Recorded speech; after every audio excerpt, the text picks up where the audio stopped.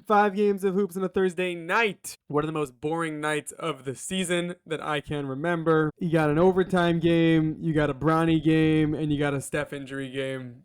That's all I got for you. My name is Shlomo Stark. My name is David Jacob. And this is the NBA Daily Recap in 15 minutes or less. And today will be in a lot less than 15 minutes.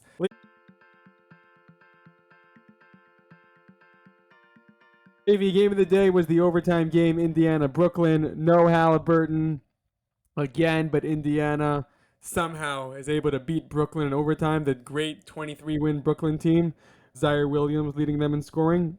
Ben Mathurin played well. He had 28 points, 16 rebounds. And Miles Turner played well, 23 and 10, but 8 of 11 shooting. I love a good 8 of 11 shooting game. I think those are my guys. Your thoughts on this game, if you have any. I don't know. I just want to say right now to you, to the fans, to all our great listeners, I'm recapping today because I recap every day. I have no interest in speaking about any of these games. There was not a lot of excitement going on. Yeah, and I'm sorry, Yoni Schwartz, I don't know if you still listen, but I'm sorry that I'm a negative Nelly, and I know it's not good for the sport or I'm not moving the game forward, but I don't like it. Next, Golden State hangs on to beat Toronto, the great Toronto team, 24-46, 117-114.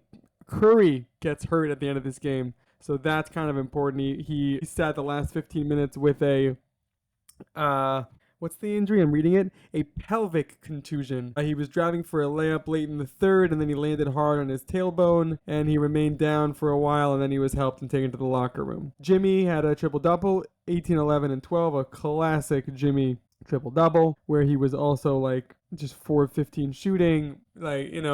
That's Jimmy. Draymond played well. Next, Charlotte beat New York. This is probably why I'm really mad. New York was supposed to have a really easy schedule now of Spurs, Hornets, Wizards, and then Dallas. That was our 4 stretch. We're now 0-2, so not great there. We got destroyed by LaMelo Ball. We lost 115-98. We had 2 players to score over 20. That did not help. I'm sad. I got a haircut. I see. That happened. It looks yesterday. nice. That feels like that's bigger news than this game. I don't know. I'm just, what are we doing here? I wonder if the Hornets would continue to try to move Mark Williams at the end of this year. Is what's interesting to me in this whole environment. He's played pretty well and steadily, like he's been in the lineup. My counter is I don't think they tried to move him. I think the Lakers reached out. Or maybe they reached out when they realized that the Lakers needed a big man and realized they could get a great deal. The Lakers overpaid for Mark Williams.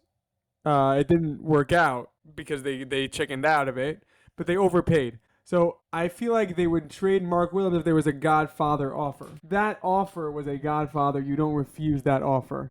You think so? Yeah, it was Dalton Connect, who's been great. It was first rounders, and it was just it was all things that are worth more than Mark Williams. Mark Williams is an injury-prone center who, when he plays well, is very good. So they're not going to get rid of him. I don't think they're going to shop him, but I think if there's a really good offer, they would take it. But I think he stays. I don't disagree with I don't disagree with you that they shouldn't shop him. I think I disagree that they did shop him. I think there was just a really good offer on the table and they took it. I hear it. All right, fair enough. Next, Bulls beat the Kings 128-116. Kobe White scored 35 points. Really, everyone on Chicago played well. Vucevic had 24 and 14. I'm playing Vucevic in fantasy, so that was really annoying. Kevin Huerter, he played well, 25 and 5. I forgot he was on the Bulls, so it's kind of a revenge game, if you will. Kevin Huerter revenge game. And yeah, Malik Monk led the Kings in scoring 34 points. Zach LaVine, pretty weak night. DeRozan was okay. Giddey played last game. I don't think he played this game, but Trey Jones has been looking like what Tyus Jones was supposed to be for the Suns, but on the Bulls. So who does that help? I don't think anybody, but just interesting. Honestly, is it interesting, or is it just we're really looking for things to say here? It's just one of those nights. Again, a Trey Jones conversation is about as interesting as a Trey Jones conversation can be. We weren't watching LeBron highlights last night. But I'm just saying, he was, for example, last year, remember how everyone was like, well, you need to get a point guard with Wemby. I don't understand how they're paying Sochan at the point guard position. And he's come to Chicago, has been playing him minutes for some reason, but also he's been producing in those minutes. And again, this is as interesting as that's going to be. It's interesting. It's about as interesting as a Trey Jones conversation could be.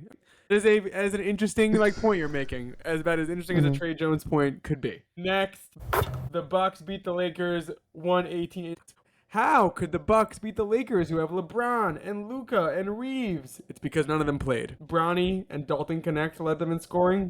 Yeah, if Bronny leads you in scoring, you're going to lose 118-89. That's my main summary. Giannis was good. Do you want to talk about anything else before we say that was the NBA Daily Recap? I don't know if I need to talk about anything else, just from the standpoint of people saying that Bronny is not a worthy NBA player. Like, Jordan Goodwin's on this team, you know? Oh, you're a Bronny defender. Huh? You're a Bronny defender. Oh, that's a fun debate I can get into with you. I can't stand Bronny James. You want to get into it? Yeah, we can. But I don't think that he's any necessarily special talent. I'm just saying, like, in terms of who else I've seen play on an NBA court, like, it's fine that he's there. I don't need him to be, I'm not saying that he's a future all-star, but, like, I don't know. I'm trying to think of all the people that I've seen over the course of... Let me. I agree with you, so I'm not going to argue this point. But I don't think it's a problem that he's in the league. I'll tell you my problem with Bronny James, and I think I mentioned this when he first started. My problem is if you go on Bleacher Report right now, the first thing it says is Bronny James drops 17 points. Not Giannis drops, let's see his stat line, 28, 7, and 4. Like 2 steals, 1 block. Because Bronny's the name. So I don't mind that he's in the league. All right, you want to put him in the league. You want to let him be the 13th man in the Lakers. I don't have a problem with that. What I don't like is if he hits a shot, that's the first thing on Bleacher Report. That's the first thing on Clutch Points. That's the first headline you click in. Bronny leads like Lakers in scoring in 118-89 loss. So I more don't like that he's basically a star before he's not a star. He's a 12th man. And I'm okay with him being a 12th man, but there should have been one headline with Bronny James, which was LeBron plays with his son. That's it. Sorry, wait, hold on. You're saying that should have been the only headline from the beginning of the season? I mean, like, in totality. First game, LeBron played with his son. That was news, okay? Like, it's never happened before. A father played with his son. LeBron is the greatest of all time. He's now extended his career. He's played with his son. That's like another level of, like, now he's also raising his kids to be NBA players. Very cool. Since then, I don't need Bronny news. Unless I don't need it. Even like calling up from the G League or going down to the G League, like, just stop. It's not news. Yeah. It's not news. Quentin Grimes is a bigger story than Bronny James, and Bronny James gets way more headlines. Yeah, 100%. That was the NBA Daily Recap in 15 minutes or less. I want to thank you, Levy, for co-hosting and producing, and I want to thank you for listening.